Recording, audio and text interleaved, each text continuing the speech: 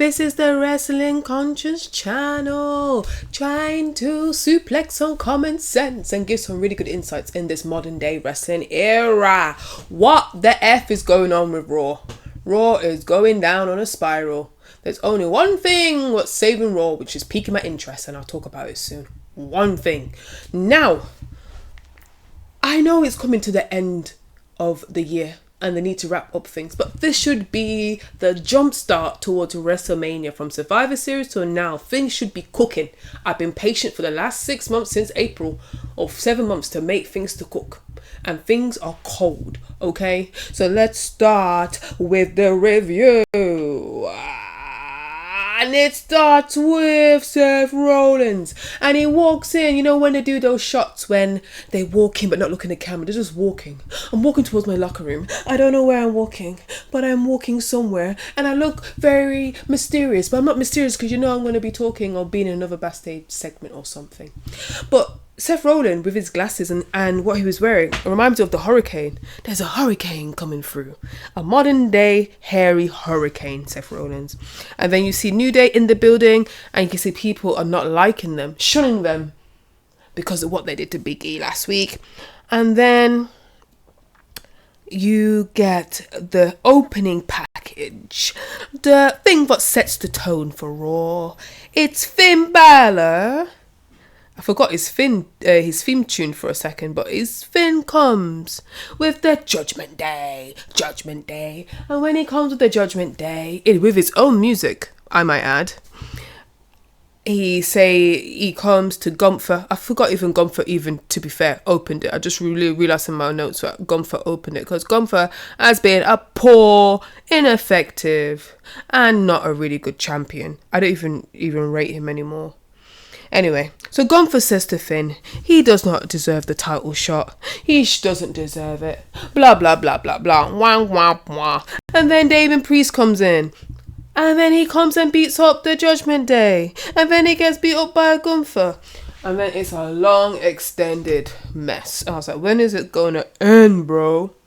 And then Gunther is laying there, where his title is in the ring. And he's out on the outskirts looking up, while Finn Balor puts up the title and all that jazz. And Gunther's looking like a little bitch again. I've got the video about how they're making Gunther like a jobber. He's supposed to be the champion. He's supposed to be the heel who gets one up on the baby face. And then eventually he's going to get his comeuppance. This is not good, man.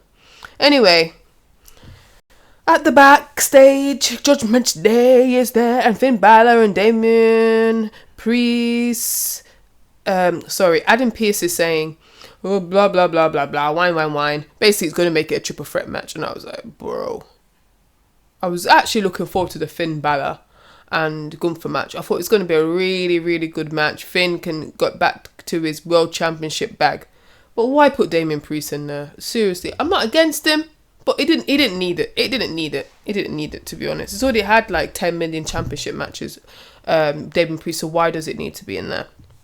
Anyway, then Judgment Day lives asking advice to Finn so they can win. They're trying to say that. I can hear the commentators say Finn to win and all that kind of stuff, trying to put that over. Then Liz is asking Finn, so what to do, advice? Why, you're the world champion.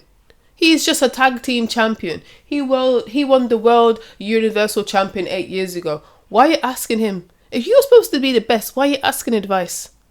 They're making the championships look weak, man. I'm just need to do a video. It's doing my head in. It's really upsetting me and my homegirls. Then it's I don't even care about this match. The Wyatt Six and Final Testament. I don't have nothing against Karen Cross. I'm sure he's a very good wrestler. I see him in interviews. He's about that life. I really want the best for him. But this is not it. Just scrap the fun. The way how they're doing this, they should have done this on a pre-show or a PLE. This was anticlimactic. I'm telling you. It's Jobberfest. It's a Jobberfest. I'm telling you. No plans for both of them. This is when I know when Creative says, I have no plans for you. And run out of ideas. With all those talent, And you put the Miz, the legendary Miz, in the stupidness. In the stupidness. I just can't believe it. Anyway, something happened. You know what? I didn't even put in my notes who won. I think, okay. So, sorry, I put, like, Nikki Cross and Scarlett did a weak-ass spot. I think Scarlett's a decent wrestler. And you think she's so traumatized by Nikki Cross, where Nikki Cross looks like a very poor man version of like Chucky or, you know, Friday Night at Freddy's or like Saw, any horror movie combined, when you just turn your head to the side. So original, right? And that spot was so hokey pokey, I can't even tell you.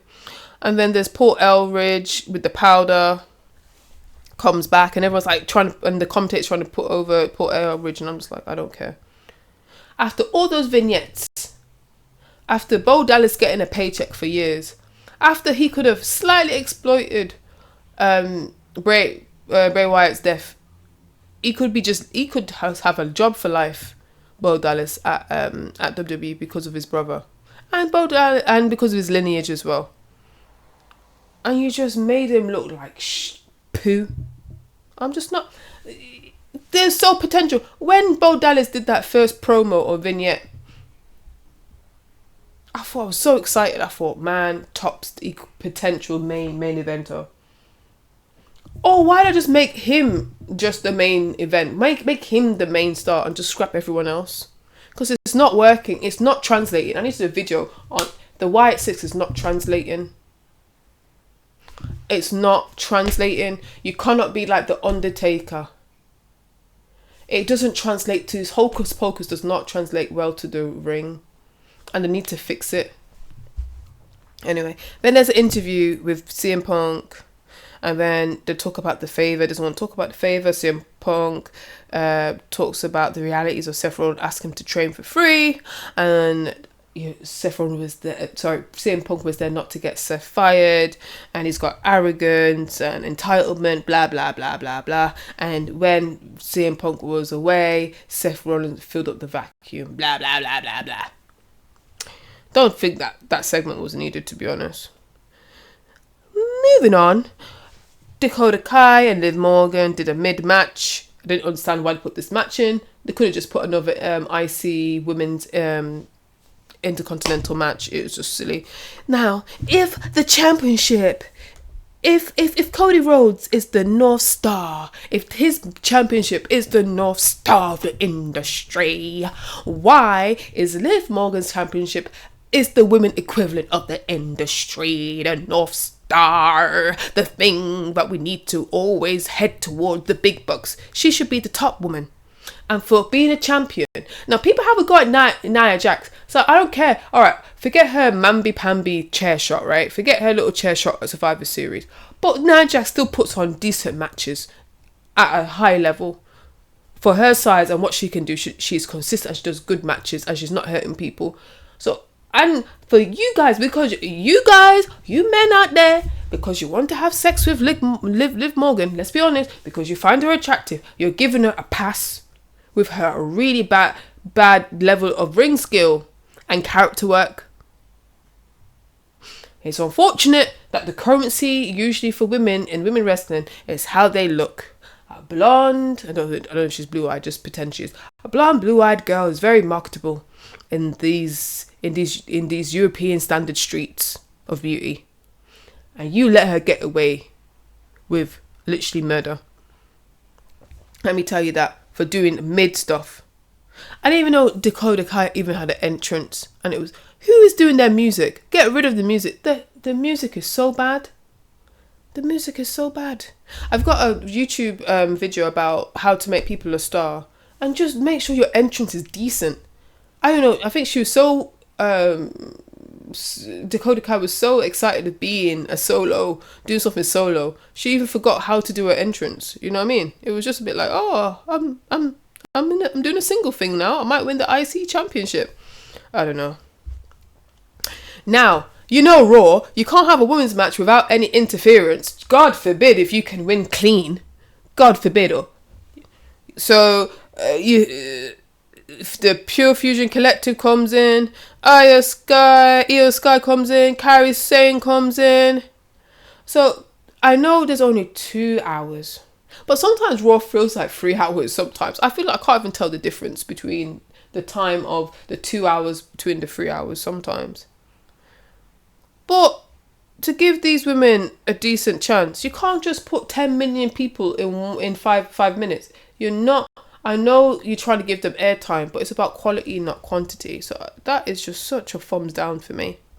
Then there's the Drew McIntyre vignette saying, I'm getting screwed over, screwed. Drew went for Jey Uso, don't know why. He went for Sami, I don't know why.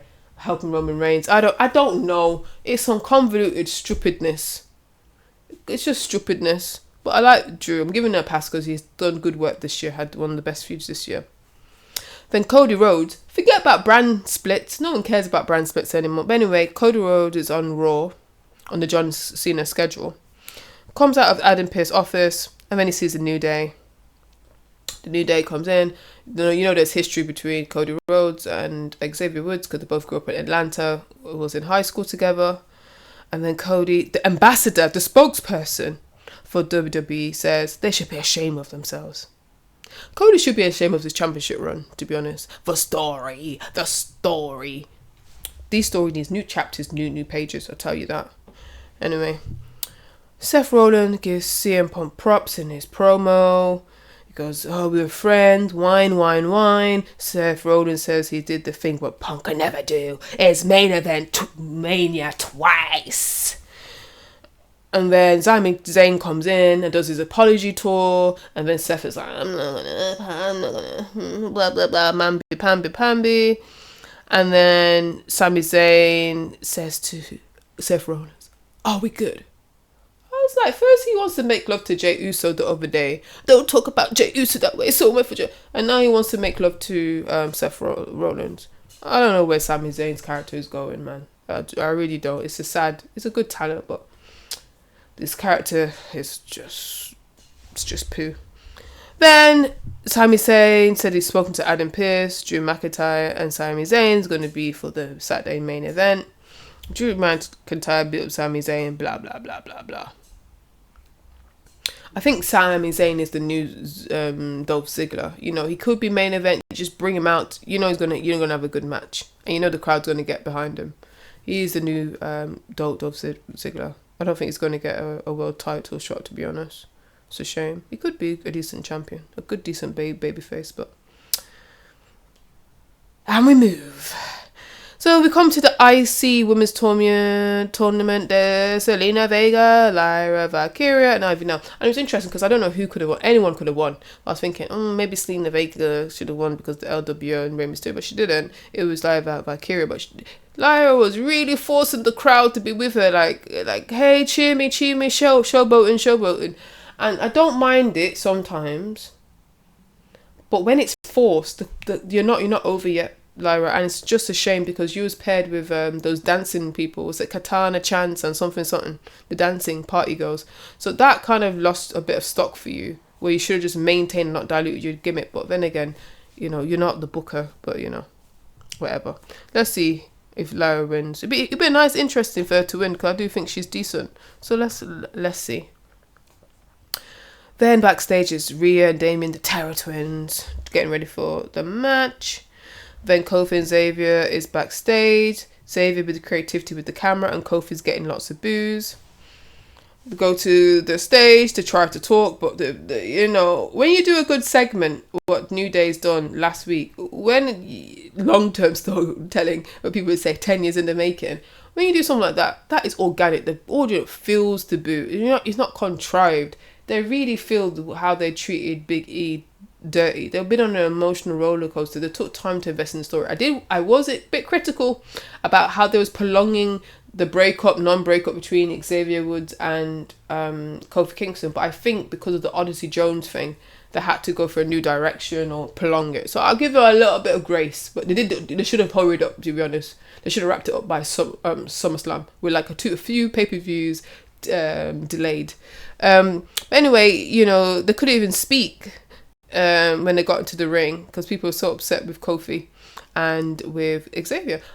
I know maybe they did it on purpose, because I noticed that Kofi Kingston is wearing his like zebra kind of heel now attire, but Xavier's looking quite plain. Usually Xavier's very the extravagant one, so maybe he's stripping away his character stuff so people don't think he's some goofy, happy person. I was like, Xavier, he's wearing a blue shirt just like that. You just gone to church, but maybe he's trying to pare things down so people can just focus on the character. So that's really interesting how you use costume to reset your character. Liv and the Rhea match, very predictable. Well, it's not even their match, but it felt like it. Liv and Rhea for the 10 millionth time, but it was really an anything goes match with Raquel Rodriguez. And then eventually Io comes back, get her revenge, then Rhea pull Raquel through a table, and then she wins and smiles and like, hee hee hee hee hee, I am a goth. Hee hee hee hee hee, look at me, I'm mommy. Hee hee hee hee hee, I'm a recycled China. Hee hee hee hee hee. So what's next? What's next after Rhea Ripley wins? Where does she go from here? How did we get here? Nobody's supposed to be here. I don't understand. I'm giving Raw, it's a consistent 2. It's consistent 2. I've been given 2 out of 10. The only thing what piqued my interest was just New Day. New Day is the only thing I'm interested in. It's weird. These black wrestlers. I love the only two interested, the black wrestlers here, which is just Xavier Woods and Kofi Kingston and the Hurt Syndicate. That's the only thing. It's interesting, and I don't even care that they're black. But it's just, that's the only. Come on, guys. You have all that money, all that talent, and it's booking. I don't think it's a talent problem. I really don't. I think it's a booking problem. Wow. As I said, I'm going to persevere until WrestleMania and see what's going on, because they can't be consistently making Raw absolutely crap. It's not good. It's not good. Well, this is the review